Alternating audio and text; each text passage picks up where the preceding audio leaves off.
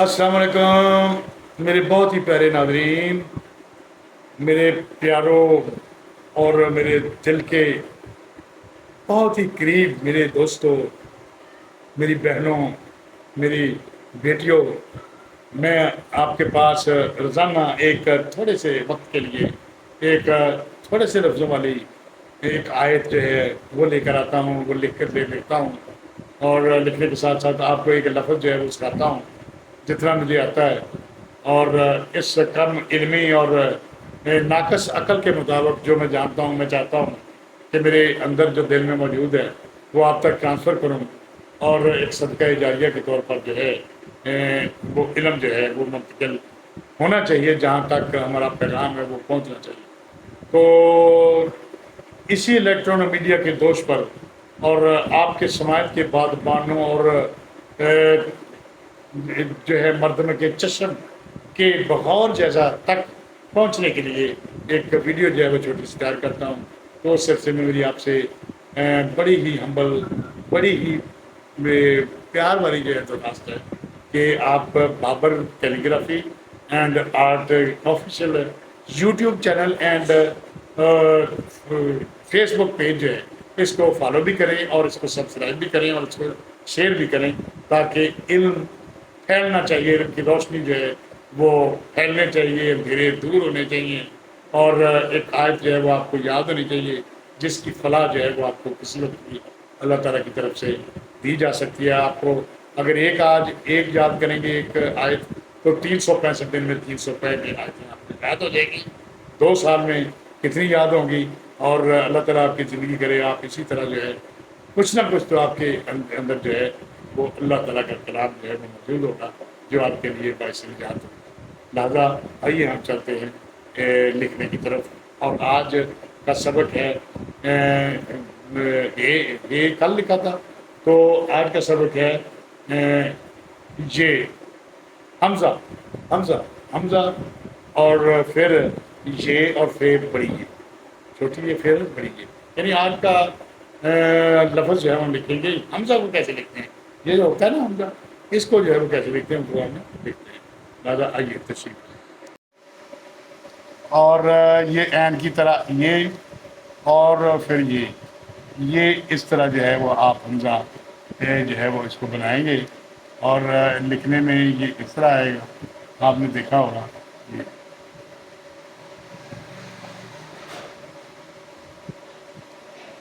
اور یہ اس طرح بھی جو ہے وہ لکھتے ہیں حمزہ، یعنی فرض کریں آپ اس کو آئی لکھتے ہیں آئی، تو اس کو آپ وہ بھی ڈال سکتے ہیں، اور یہ سلسلہ بھی کر سکتے ہیں۔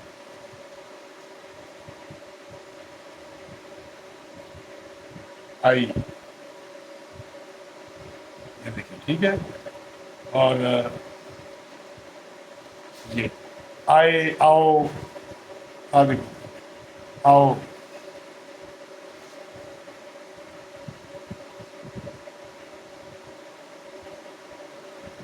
آؤ، اگر یہاں پر یہ حمزہ ہم لکھیں گے تو وہ برا لگے، لیکن اس کو یہ علامت کے طور پر یہ بھی حمزہ جو ہے وہ ہم ڈالتے ہیں، اور یہ خوبصورت جو ہے وہ لگتا ہے، ٹیڑھا بھی اتنی نہیں گرتا۔ آؤ، آئے، آئے، آئے، آپ یہ آئے، ٹھیک ہے، اور اس کو آپ یہ دیکھیں گے، یہ اگر اس طرح کریں گے تو وہ یعنی عین کی طرح کا یہ ہوتا ہے، اور اس کو ہم حمزہ کہتے ہیں، حمزہ یہ آواز دیتی ہے حمزہ، یعنی اس کو ہم لکھیں گے کہ حمزہ،